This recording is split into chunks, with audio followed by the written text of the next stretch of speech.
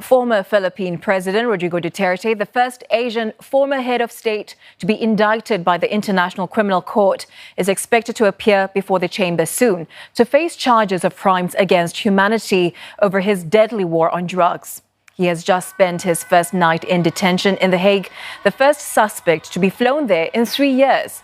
On his way to the Netherlands, Mr Duterte recorded a message claiming responsibility for his actions and standing by police and the military. Whatever happened in the past, ako na yung nag-front sa ating law enforcement pati military. Sinabi ko na, I will protect you and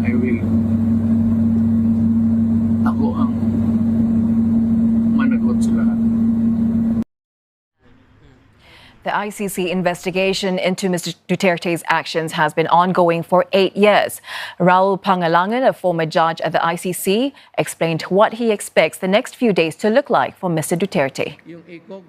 In the next 48 to 90 hours, Duterte will have to be presented before the pretrial chamber. The next stage will be what we call the confirmation of charges. And it is expected that his lawyers at that stage will raise many of the objections, saying that the court has lost jurisdiction over the case, etc. So that is the next stage. And for more, William Denselow joins us live now from Brussels. Will, what more do we know about Mr Duterte's pre-trial hearings? When will they take place? That's right. Well, he was taken into custody on Wednesday evening, and speaking to ICC officials, they say that is when things that's when the legal wheels can slowly start to get moving.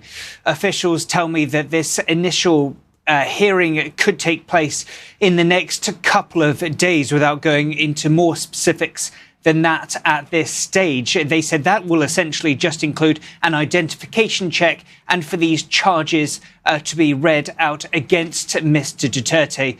We've also heard from Karim Khan, the ICC prosecutor, who says that at this stage there'll be the preparation towards the initial appearance and subsequent judicial proceedings. And we heard there from the former ICC official that will include things like any potential objections to be raised, and really to get the framework of this process that could take an awfully long time. These ICC trials can take a number of years, conceivably to complete. And that was alluded to by Mr Duterte in that video message, that he is expecting a long battle. And what's been the reaction like regarding his detention? We've seen some protests taking place outside the court. That's absolutely right, Sean. We've heard from Karim Khan, the ICC prosecutor, who says this is an important development, his detention, in the pursuit of accountability. He goes on to say that he hopes there'll be further cooperation with the Philippines authorities on this. You mentioned the protesters. Well, there have been a handful of protesters and counter protesters, those in favour of the detention gathering outside the court in The Hague, saying it was just. They were pleased that the international body is taking action that will finally provide some kind of accountability and some action for the victims and their families. For the counter-protesters, well, they say that there is no jurisdiction, considering the fact, especially, as you alluded to, that the ICC, that the Philippines has withdrawn from the ICC. But prosecutors say that they are just looking at the period of time from 2011 to 2019, when the Philippines was still privy to the Rome Statute. So plenty of reaction there, and we'll expect more at these hearings as they come through. But still, the exact timings of these hearings, well, that remains unclear. All right, Will, thanks for that. William Denselow reporting live from Brussels.